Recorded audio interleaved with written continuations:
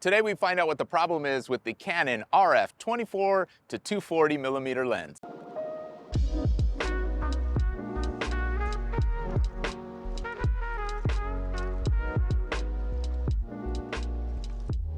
So let's talk about 5 complaints that people are having about this lens. 1, it said that there's significant barrel distortion at the wide angle. 2, that there's digital distortion at the edges.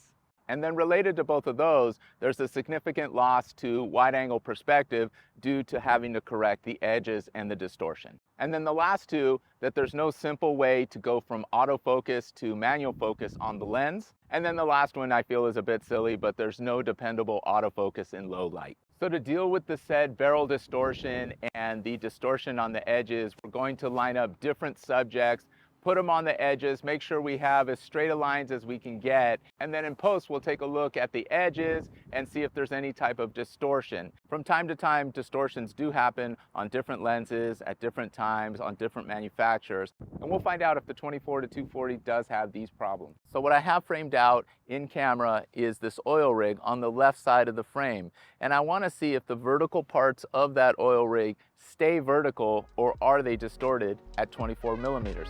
Let's take a shot, let's find out.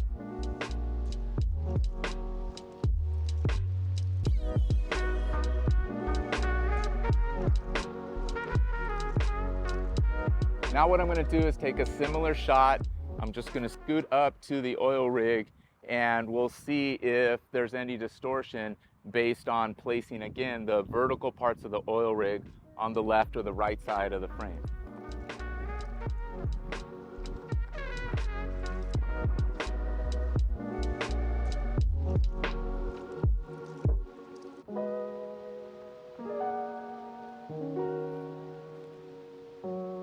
Now I'm going to walk over to these transformer boxes, and again I'm going to line them up on the left or the right side of the frame to see if, again, there's any type of distortion in the vertical lines or there's some type of fringing on the sides that eliminates that image from being a good image or having to crop in to get rid of that correction in terms of having distortion on either side of the frame.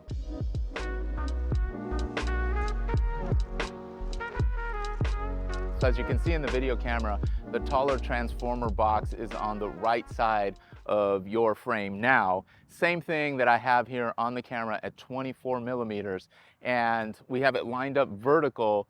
In camera, it doesn't look like there's any distortion. It doesn't look fisheye, what you might see on a fisheye lens, but that's what the complaint is, that there's distortion or curvature in those vertical lines or where they're supposed to be vertical lines. So let's take a shot.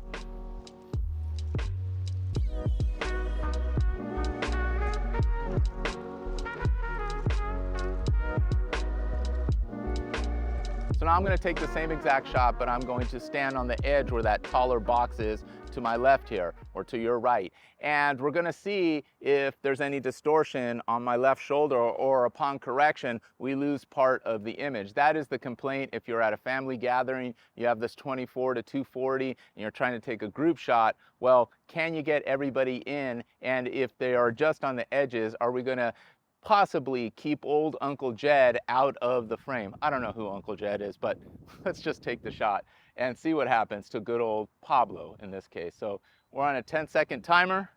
I'm going to stand in the shot. I'm going to get right on the edge here.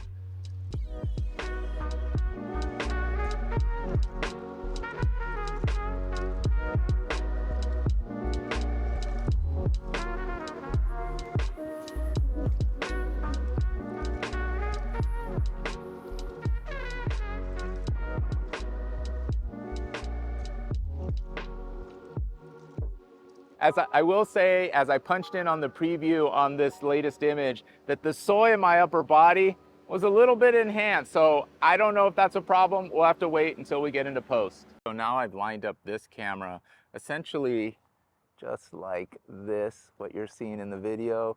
Right about this shot here, I'm straight on with the left side of that gate on the left side of the frame, and see if those posts are distorted in any way, shape, or form. Funny, I just took the shot, but I'm on a 10-second timer.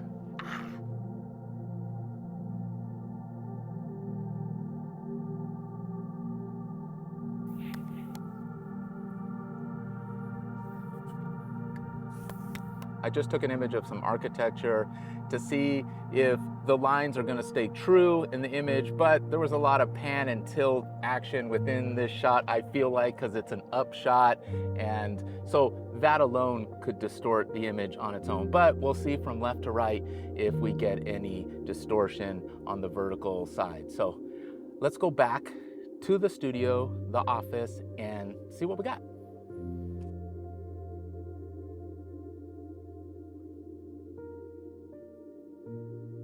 We're back in the studio, and it is very evident that some of the complaints about barrel distortion and fringing and or distortion along the edges is evident in some of these photos. I will say this though, once you put the images back in the computer, apply lens correction, that a lot of the distortion goes away and you have a pretty solid image. So let's take a look at these images in Lightroom. All right, this is the first image, and we'll quickly go through each image and apply lens correction. As you can see, nothing has been applied as of yet.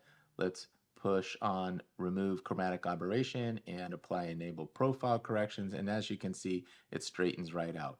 But let's go ahead, and if you go to the left side of the image here, and let's go ahead and disable profile corrections, you can see we lose about half of that gate on this side, and then on the other side where the sidewalk is, basically this line here probably cuts off right about here from left to right.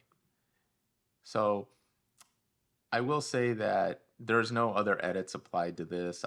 Obviously I could go ahead and bring down a little bit of the exposure, put a little contrast on there, bring down the highlights just a tad, lift the shadows a bit, add some texture, maybe a little clarity, but just a general edit here. But the image looks pretty good, to the naked eye. If you zoom in again, the pole over here on the left, while not sharp, it does get softer from left to right. I will say this lens wide open is a lot sharper in the center, but that is something that you can come to expect from lenses that are in the $200 to $800 range. I know that $800 isn't chump change by no means, but at the same time, there are more expensive lenses that obviously will do the job from left to right, and it'll be a lot sharper on the edges. It is a little bit softer on the edges, but as you pull out and you look at this image, the way it sits, it looks pretty good. It looks pretty good, and if you were to print this image, it's gonna look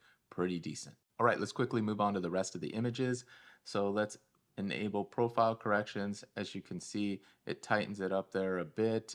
Obviously, this one's a little bit hot, but we can pull that down, bring down the highlights just a little bit. That's good enough, just a general edit there. Get the sky back in there, and it looks pretty good to the naked eye.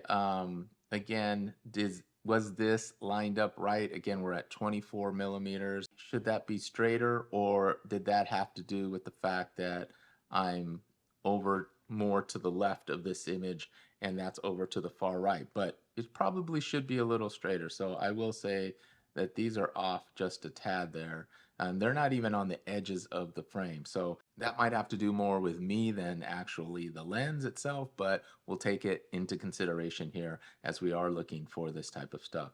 On to the third image. This looks pretty good on the left and the right side.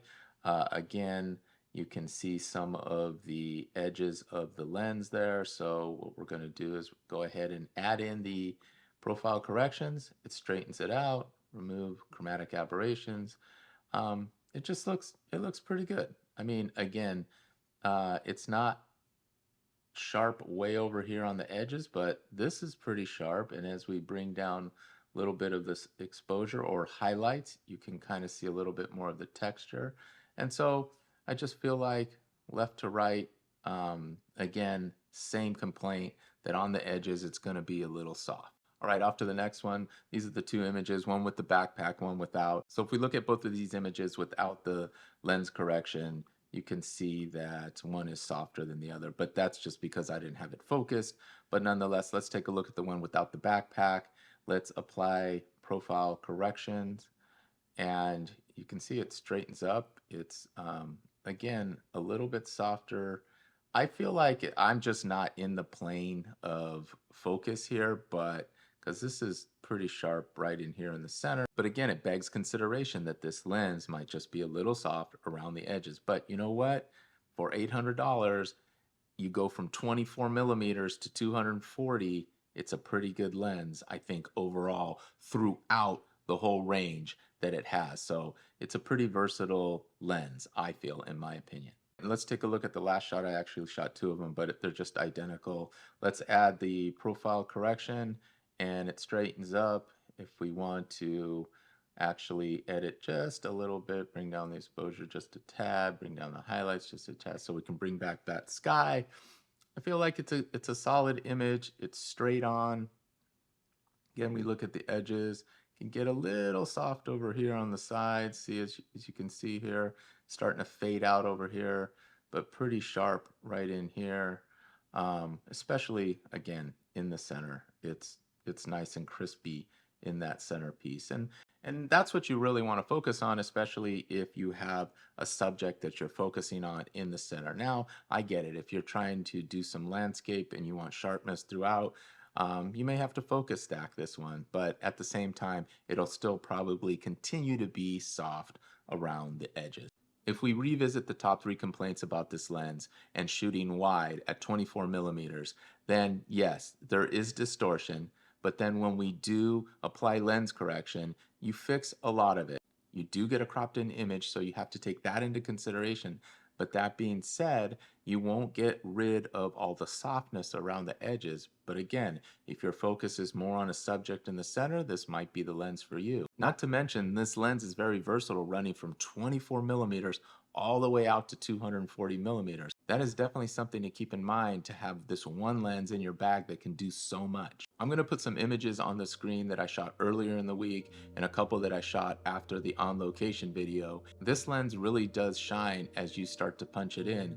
So if you're looking for a single lens to do it all, it might be a little soft, like we mentioned earlier, around the edges, wide open at 24 millimeters. But as you start to punch into those, 80 millimeters, 100 millimeters, 240 millimeters, then you're starting to get some pretty nice images that you can work with and that I think you'll be really happy with. So that being said, I think this is a lens that is not for everybody, but if you're looking again to have a single lens to do most of everything, then I think this may be the lens for you. And now let me address the last 2 complaints on the list. Let's start with the last one, and that is the lens doesn't do well in low light. There will always be that variable of low light from one lens to another. Yes, some are faster than others, but that being said, don't necessarily count out this lens because of low light. And finally, let's address the complaint that there is no easy way to change the lens from autofocus to manual focus. Here's what you can do on your Canon camera. Go to custom mode 1, 2, or 3, your preference. I chose 3. Then change the focus mode from autofocus to manual focus. Under the custom shooting mode, select the mode that you selected. I chose 3, and then click OK to register the current settings you have for that mode. Now, anytime you want to shoot this lens in manual, select your custom mode setting and then switch from control to focus on your lens, and you're good to go. All right, y'all, thanks for watching. Till the next one. Love y'all. Peace.